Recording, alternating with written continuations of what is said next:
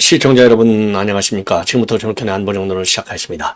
자, 이번 시간에는 말이죠. 지금 북한이 김정은이가요. 대남 삐라를 뿌렸는데 거기에 참 좀 말로 표현할 수 없을 정도로 더럽고 지저분한 이런 짓거리를 지금 김정은이 하고 있어요. 이런 김정은이하고 놀아난 문재인이는 뭐 하는 인간입니까? 이게 김정은이한테 뭐 사기당한 정도가 아니라 나라를 말이죠. 완전히 김정은이의 말하자면 참 노예국가로 만든 게 문재인이가 아니냐. 그럼에도 불구하고 말이죠. 여전히 김정은에 대한 짝사랑을 버리지 못하고 있는 이 문재인이가 더 한심한 인간이 아니냐. 문재인 같은 사람 때문에 김정은이가 지금 우리 대한민국에 이런 오물삐라를 보이고 있는 것이 아닌가 이런 생각이 들어서요.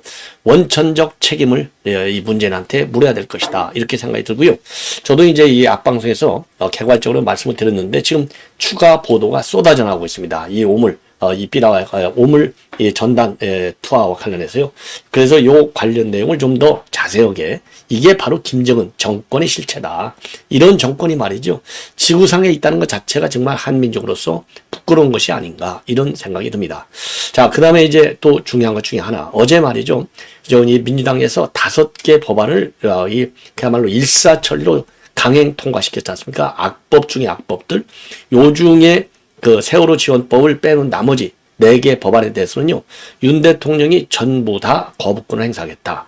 그러면 이제 오늘이 끝나는 거잖아요. 오늘 거부권 행사해서 오늘 보내버리면 이건 자동 폐기가 되는 거예요. 이걸 민주당이 모르고서 했겠느냐? 알고서 한 거죠. 왜?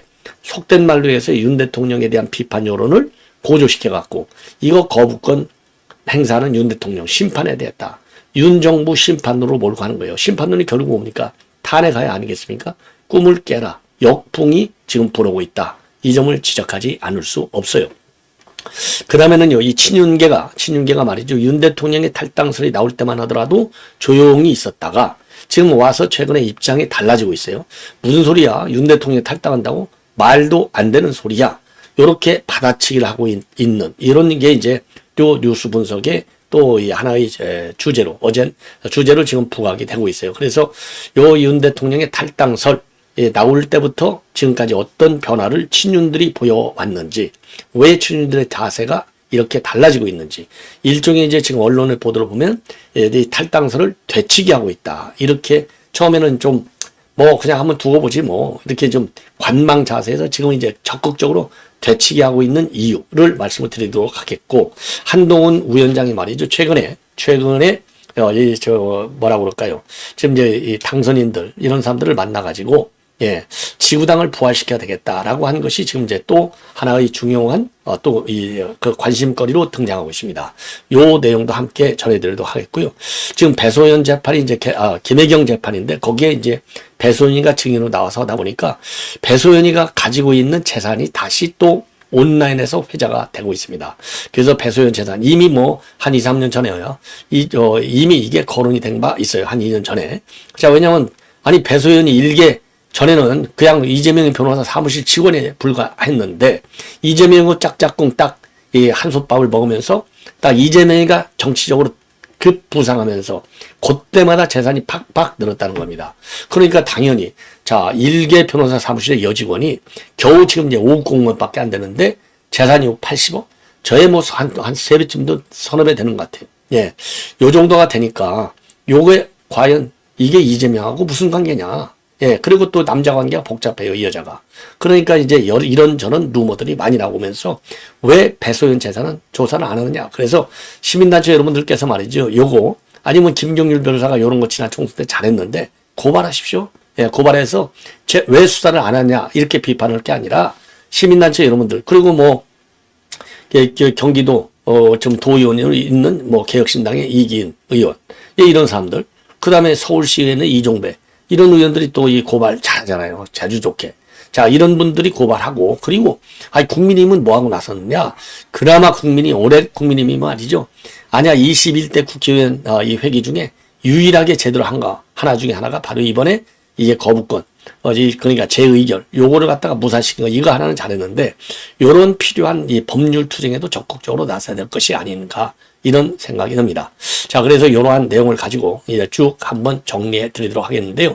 우선요, 이 정부에 오늘 이제 국무회의가 열렸어요. 이 국무회의에서 지금 이제 그런 게 당에서는요, 어제 민주당이 지금 강행 통과시킨 5개 법안 전부 거부권을 행사해야 되겠다. 이렇게 요청을 한 걸로 알려지고 있어요. 자, 그래서 어제 제일 큰 악법 중에 하나가 전세 사기 특별법, 두 번째 악법이 민주유공자 이 관련 법을, 그 다음에 이제 이 세 번째 법은 농업회의소법이고요.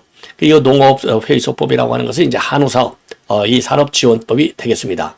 그 다음에 이제 이 세월호 지원법 이렇게 되는데, 세월호 지원법은 윤 대통령이, 그러니까 당에서는 5개를 전부 다 거부권을 행사해달라 이렇게 요청했는데, 오늘 국무에서는 이 중에 4개만 4개, 세월호는 그냥 그대로 공포하고 4개는 윤 대통령이 거부권을 행사하도록 국무회를 통해서 지금 제의 요구권을 그러니까 이 거부권 행사해달라 이렇게 요청할 예정으로 있습니다. 자, 그래서 그러면은 이 세월호 관련 특별법은 왜 거부권 행사하지 않느냐?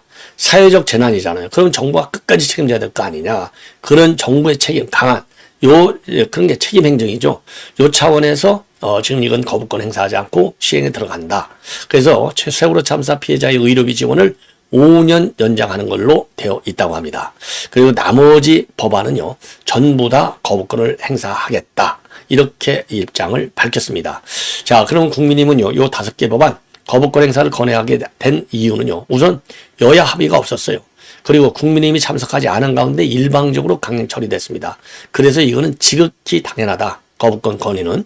다만 아까 말씀드린 대로 세월호 문제에 관해서는 정부의 이 책임, 책임 차원에서 요거는 이제 그대로 수용하는 걸로 정부는 그렇게 입장을 정하고 있다. 자, 요 정도로 말씀을 드리고요. 그 다음에 이재명이가 계속해서 꼼수를 부리고 있어요. 아니, 연금 개혁을 가지고 그동안에 협의 과정에서는 계속 딴지로 놓다가 그 21대 국회 임기 한 3, 4일을 남겨놓고 느닷없이 받겠다. 그래서 여권을 분열시키는 전략을 취하는 거예요. 자, 이번에는 뭘로 여권을 분열시키느냐? 민생회복지원금 25만 원이 되겠습니다. 요거 끝까지 고수했잖아요. 그리고 만약에 이번 국회에서 이게 통과가 안 되면 30일 날 출범하는 22대 국회에서 제1호 법안으로 이거를 갖다 강행 통과시키겠다. 요렇게까지 선전포고를 했잖아요. 그런데 느닷없이 오늘 최고위에서요, 민생회복지원금 25만 원씩 일괄적으로 뿌리는 거, 요거 정부가 그렇게 싫어해? 그러면 차별적으로 지원하자고 요렇게 내가 입장을 바꿀게, 정부 무조건 하고 따라와, 요렇게 지금 입장을 싹 다 바꿨습니다. 자, 그 이유 뻔한 거죠. 이것도 대선 프로그램 중에 하나, 중도층 포섭 전략이고, 지금 이제 이번에 바로 어제 이 5개 법안을 강행 통과시키니까, 그리고 특검법 재의결을 또 시도하니까 지금 국민 여론이 돌아서고 있잖아요. 야, 이거 민생에는 전혀 관심이 없고 윤 대통령 몰아내는 데만 관심이 있구만. 이거 못된 정당이야. 이런 비판 여론이 나오니까 첫째로는 이 비판 여론을 조금 좀 희석시킬 필요가 있는 것이고, 무슨 소리야? 우리가 이렇게 민생 책임지고 있는데, 민생을 이렇게 챙기고 있는데, 이런 모양새를 보여줘서 지금 이 역풍에 말하자면 좀 찬물을 끼얹겠다. 이런 게 하나 있고요. 그 다음에는 이제 장기적으로 보면은 2022년도 지방선거, 2026년도에 지방선거하고 27년도 대선 있잖아요. 여기에서 이게 연금 개혁, 그 다음에 종부세, 그 다음에 이제 그 폐지 문제, 요런 거하고 맞물려 들어가는 집권 프로그램이 되는 거예요. 선거 프로젝트가 되는 겁니다. 이 두 가지. 왜냐? 누가 보더라도 말이죠. 이재명의 포퓰리즘은 극에 달한다. 요렇게 하면 나라를 중남미 나라처럼 완전히 거덜낸다. 요게 이제 우리 국민들이 다 알잖아요. 안 속잖아요. 그리고 지금 현재 더군다나 말이죠. 지금 경제가 살아나고 있어요. 금년도 연말 경제 성장률이 지금 2.6%가 될 것이다. 본래 2.0였잖아요. 이거는 국내외 전문가 또는 전문 연구기관들마저 상향 조정하고 있어요. 요게 제일 큰 문제이다. 그래서 14조가 작은 돈이 아니잖아요. 그래서 정부는, 그리고 전문가들은, 아니 지금 무슨 소리냐. 지금 인플레가 우려되고 있는데 돈을 뿌려? 그럼 거기 기름 붓는 거야. 지금 반대론이 지금 많아요. 그러니까 단순하게 이제는 재정 건전성 차원에서도 이거는 안 될 뿐만 아니라 인플레 인플레에 불을 지르는 겁니다. 그래서 이거는 어렵다 쪽으로 지금 바뀌고 있어요. 자, 그럼에도 불구하고 이 일방적으로 전부 다 25만 원 주는 건 맞지 않다. 요게 더 큰 이유지 않습니까? 정부 여당이. 그러니까 그 지점을 딱 뚫고 들어오는 거예요. 아, 무슨 소리야? 아, 그래? 그러면은 좀 나눠서 그 보편적으로 주지 말고 그 다음에 선별적으로 주자고 이렇게 입장을 지금 딱 바꾸고 있어요. 그래서 이재명이가 오늘 최고위에서 한 내용을 그대로 말씀을 드리면 민생회복지원금 반드시 똑같이 지급하라는 주장은 더 이상 하지 않겠다. 민생회복지원금은 서민들에 대한 소득 지원 효과도 있지만 골목과 지방의 소비를 촉진해서 경제를 활성화하는 경제 정책이고 반드시 지원해야 되겠다. 이렇게 강조를 하고 있습니다. 그리고 민주당이 지향하는 가치가 보편 지원에 있고 세금을 많이 낸 사람을 왜 정부 정책 혜택에서 제외하느냐라고 하는 부담감 때문에 가급적 보편적으로 동일한 지원을 하라고 요구한 건데 이게 어려우면 차등 지원을 수용하겠다. 무슨 지가 이게 윤석열 대통령이 얘기했잖아요. 예산권 거부권을 활용하라. 이렇게 윤 대통령이 여당 의원들한테 딱 얘기를 했지 않습니까? 그러니까 요거를 지금 치고 들어오는 거예요. 딱 우리가 지금 제대로 윤 대통령이 제대로 짚었잖아요. 거부권 예산권 갖고 투쟁해. 요게 딱 맞는 거죠.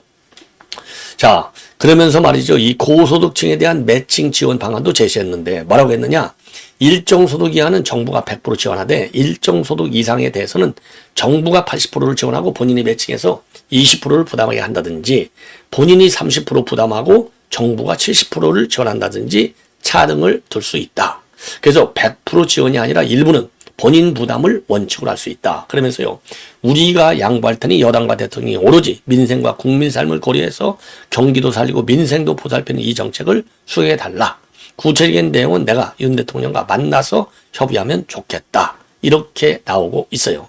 자, 그래서 이 민생회복지원금 이렇게 입장이 싹 박힌 게 된 것은 연금개혁 플러스 민생 문제. 다 그래서 민생에 관해서 즉 수권 정당의 모습을 보이는 그리고 이재명이가 포퓰리스트만은 아니야.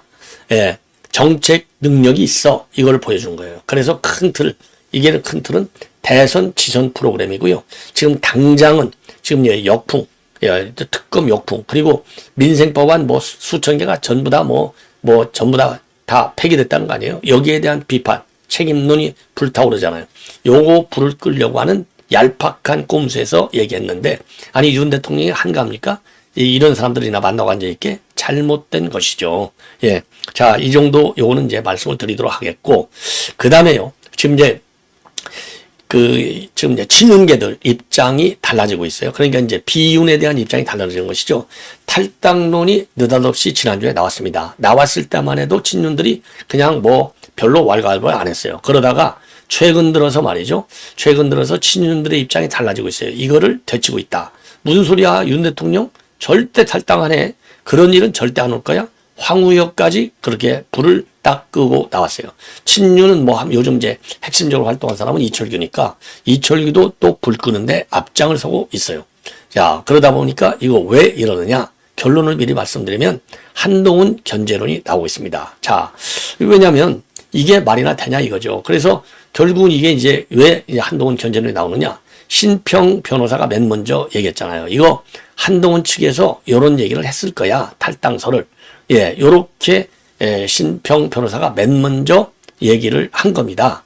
자, 그러다 보니까 이제 그래? 그러니까 이제 왜냐? 이제 한동훈이가 절대적으로 지금 사과하는 모양새를 내지 않고 있지 않습니까? 여기에 대해서는 비판 여론이 상당히 많아요. 예, 그래서 그러니까 이제 이 한동훈 위원장 견제의 측면도 있고 그리고 또 하나 당을 지키겠다는 대통령의 메시지가 당을 흔드는 쪽에는 상당한 경고로 들렸을 것이다. 그래서 누가 당의 주류인지 분명히 가닿지 않았겠느냐 이런 반응이 나오는 겁니다.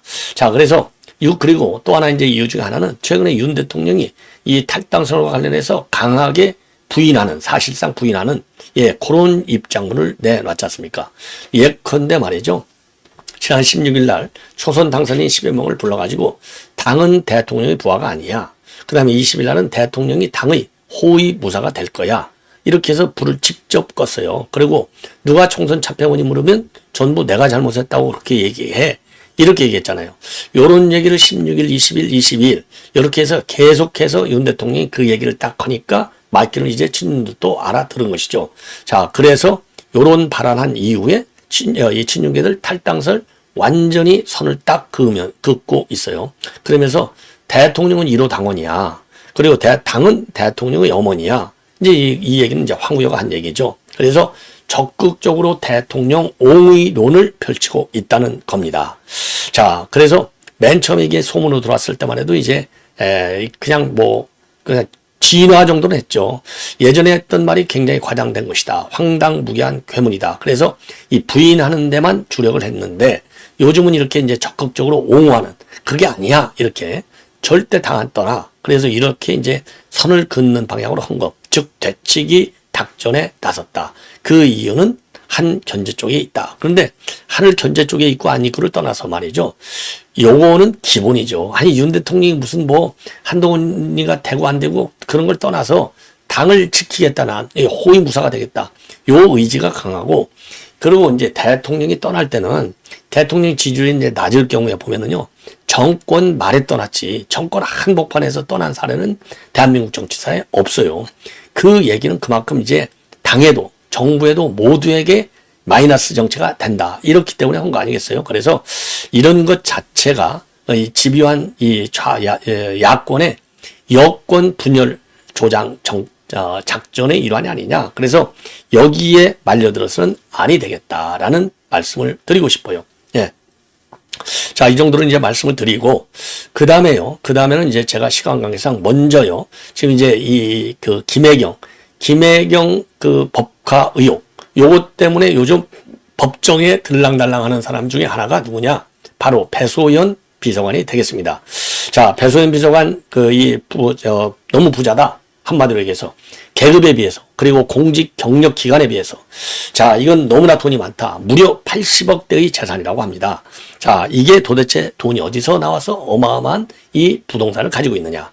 그런데 이제 쭉 조사를 해보니까 부동산을 사고, 이게 말하자면 축제한 요 시기가 이재명이가 이 성남시장을 한 이후로, 이 변곡점에 있을 때마다, 정치적으로 성장할 때마다, 도약할 때마다 이게 부동산이 늘어났다.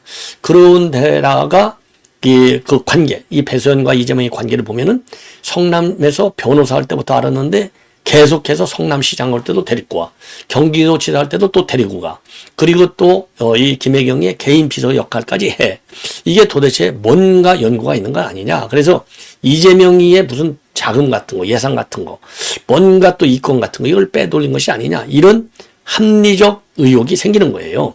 그런데 이거를 이 관할 경찰에서 말이죠, 요거와 관해서 수사를 제대로 안 했다.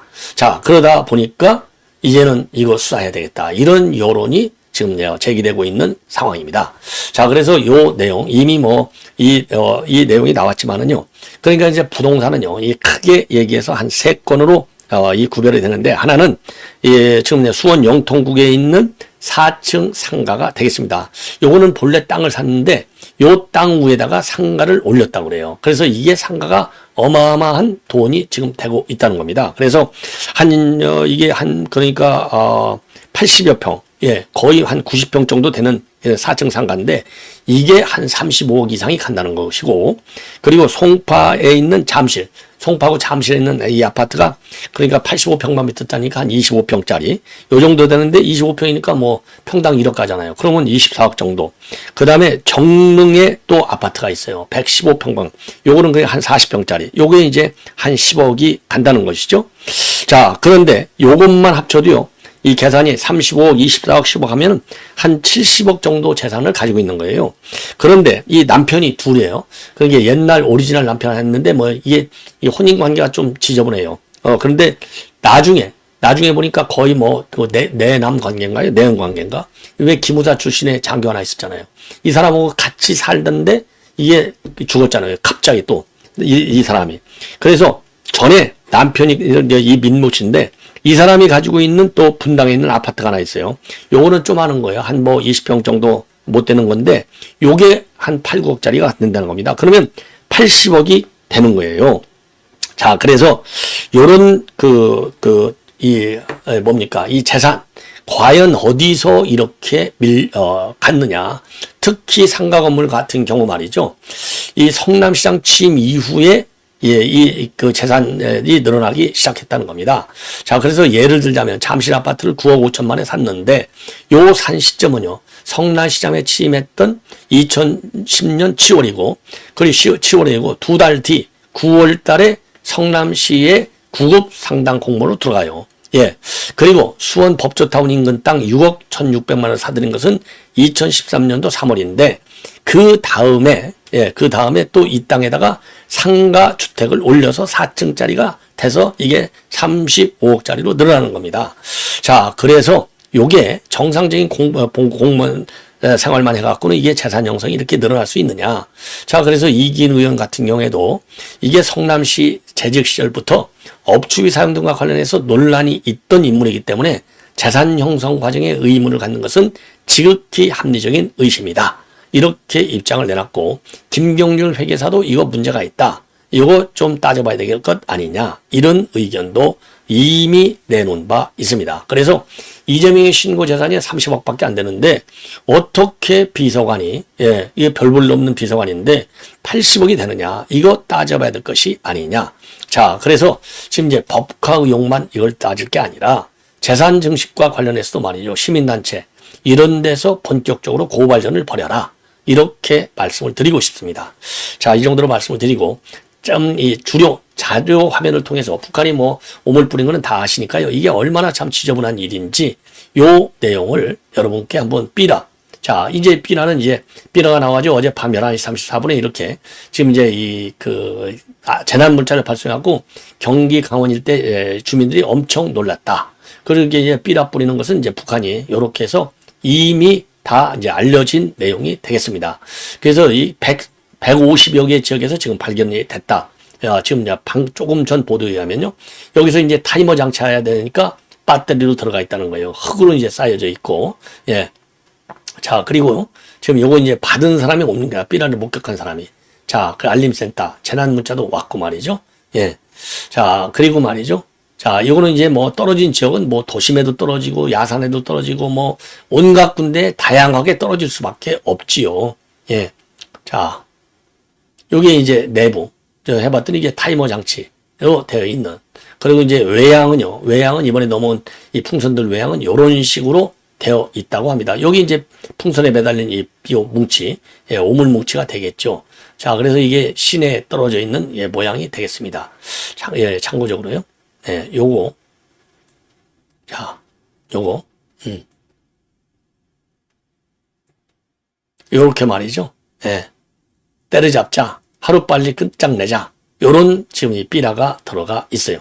자, 그리고 아까 말씀드린 배소연 상가는 바로 요 상가입니다. 이게 4층짜리.